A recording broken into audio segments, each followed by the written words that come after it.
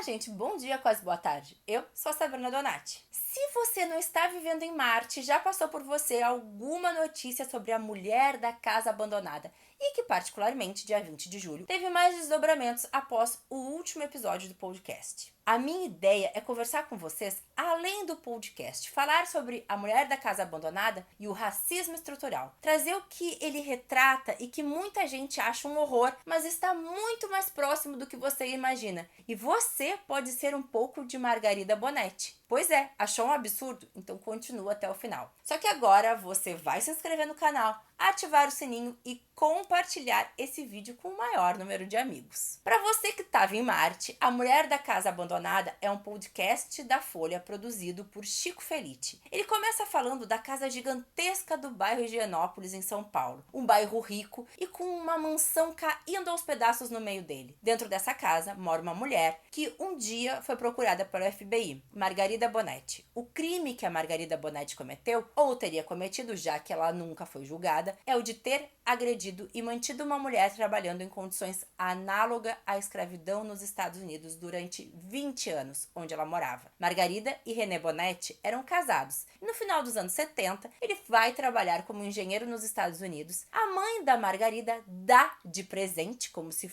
um objeto fosse, a empregada doméstica que trabalhava na casa dela desde que a Margarida tinha 9 anos, para que trabalhe na casa da Margarida nos Estados Unidos. Eles chegam nos Estados Unidos e essa mulher que vai para trabalhar mora no porão da casa, não recebe salário, era maltratada, apanhava várias vezes da Margarida, tem seus documentos retidos pelos patrões. Não pode comer a comida da casa, inclusive quando a resgatam desse horror, armários e geladeiras estão encadeados e ela ainda com dores, com um tumor, não é levada ao médico. Margarida Bonetti, logo que começam as investigações, foge para o Brasil e o marido é julgado e condenado nos Estados Unidos. E hoje ele já cumpriu a pena e, como qualquer outro ex-detento, contém ironia, trabalha numa mega empresa e recebe R$ 1 milhão ao ano. E agora, você aí do outro lado tá pensando, essa mulher é uma monstra.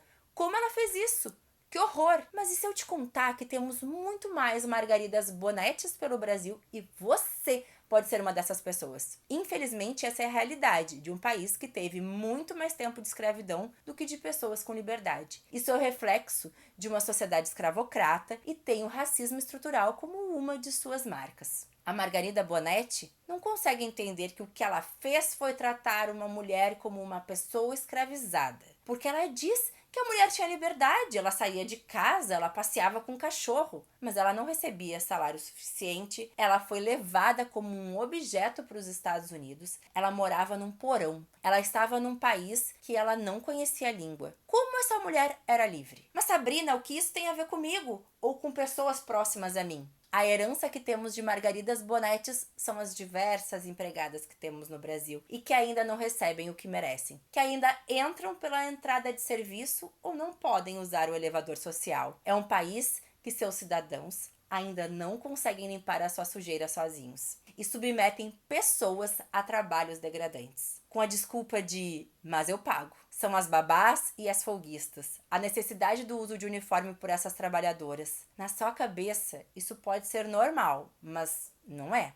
Isso é somente o reflexo de um país que escondeu seus anos de escravização, mas o mantém incansavelmente nesse racismo estrutural. Porque qual é a cor da maioria das empregadas domésticas e diaristas desse país? Eu já andei por vários lugares do país e em todos os cantos temos racismo, mas cada um com seu estilo. Então, quando você quiser xingar os outros estados, dê uma olhadinha ao seu redor antes. Eu já morei no Sul, no Nordeste e no Sudeste. E todos, sem exceção, têm sua forma racista de ser. E nenhum é menos pior. É horrível o caso da Margarida Bonetti, do que ela fez. Virou um show midiático e pode ser uma pena que a maior conversa que deveríamos ter se perca nesse circo. E é por isso que resolvi trazer pra cá. Porque é muito fácil a gente julgar a mulher da pomada branca na cara, do casarão caindo aos pedaços. Mas lembra de te questionar se você é a pessoa que acumula a louça pro dia que a diarista vem, se deixa propositalmente o cocô do cachorro pra funcionária limpar, se tem babá e folguista. Caso você não saiba o que é folguista, ela é a babá do final de semana. A pessoa que tem uma babá para cuidar do filho durante a semana e mais uma pro final de semana.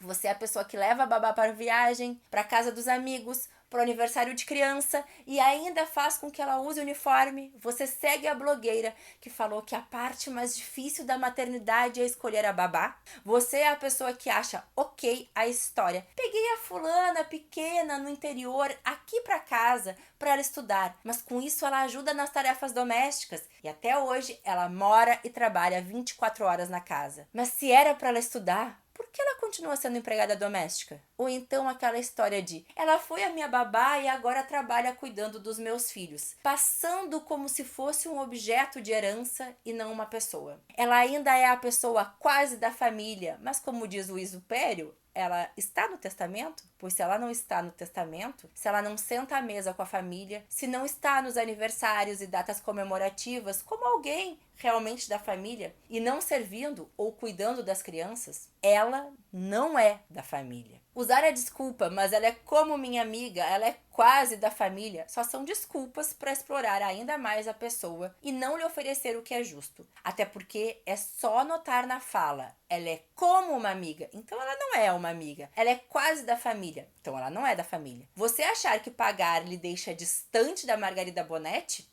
Não te deixa. O podcast virou um circo dos horrores que mostra todos os privilégios brancos, pois em cada detalhe dele você vê isso. Como ela ter conseguido fugir e não se saber o porquê de não ter sido julgada, as pessoas saberem o crime que ela cometeu e ninguém fazer nada, não denunciarem. Pessoas mais preocupadas com os bichos do que com a pessoa explorada. E tantos outros detalhes que eu prefiro que vocês escutem o podcast, até para que realmente exista uma reflexão depois de vocês terem me escutado aqui. Eu sou só um ponto no meio de tudo e de toda a realidade. E por isso eu indico novamente perfis que trabalham melhor e têm o lugar de fala, que é a Verônica do Faxina Boa, a Tricila do Soulanja e o Antônio Zupério do perfil Exupério. E se você tiver outros para indicar, coloca aqui nos comentários. É muito fácil a gente ter ódio da Margarida Bonetti, querer toda a punição para ela, mas não analisar a sua própria realidade e as tantas vezes que você também foi ou é Margarida Bonetti, ou se aplaude pessoas que agem como ela,